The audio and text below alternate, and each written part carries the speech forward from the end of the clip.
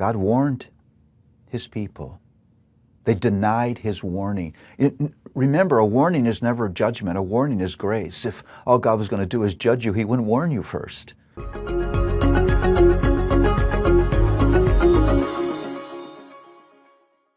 Lamentations 2 picks up an important theme.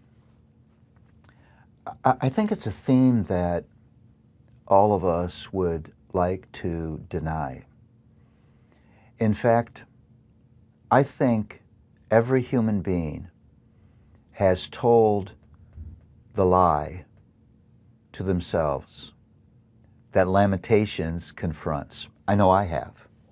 And it's this, that I can do what is wrong in the eyes of God and it will be okay.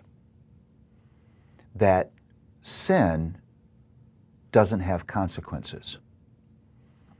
And Lamentations is a very, very sad portion of Scripture. The content of Lamentations is 5 mournfully sad poems. Because what Lamentations puts in front of us in ways that are impossible to deny is the horrible consequences of rebellion against God. The horrible consequences of acting like you know better, you're smarter, your way is better. The consequences of rejecting God's law and writing your own. We find these consequences in the life of Israel. We now see the suffering of Judah and Jerusalem under the siege of Babylon. The unthinkable has happened. In terms of biblical history, it's unthinkable. Jerusalem is destroyed. The temple is gone. How could this happen? God warned his people. They denied his warning. Remember, a warning is never a judgment. A warning is grace. If all God was going to do is judge you, he wouldn't warn you first. And yet those warnings were ignored. As you're reading those sad poems, it looks like God has been defeated. It looks like his promises have failed. It looks like all hope is lost. But that's not what's going on. What's going on is God's people are experiencing the consequences, the seriousness of sin.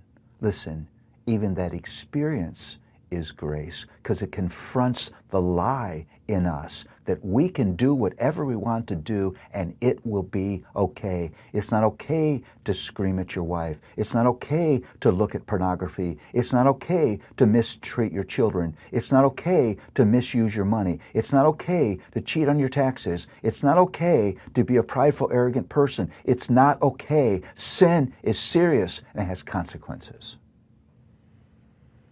I would title Lamentations, the Exiles, because God's people are now living in horrible exile. And Lamentations reminds us that there are 3 exiles in Scripture. The first one is in Genesis 3, where Adam and Eve are exiled out of the garden because of their sin.